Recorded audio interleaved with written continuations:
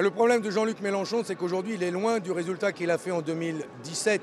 Et donc on voit bien qu'il a perdu un électorat. Mais toute la gauche a perdu un électorat. Donc l'enjeu, c'est bien d'aller reconquérir un électorat perdu, d'aller reconquérir des cœurs, des têtes, d'aller reconquérir des Français qui n'y croient plus, qui votent un coup à gauche, un coup à droite, et qui, bien souvent, ne vont plus voter après. Et donc c'est cela qu'il faut aller convaincre sincèrement, en leur parlant dans le cœur, et en leur parlant, bien sûr, en y croyant nous-mêmes. C'est pour ça que mon discours, c'est celui-là. C'est celui d'un candidat qui veut être président de la République, qui veut l'emporter, parce que j'ai cet espoir-là au fond de moi.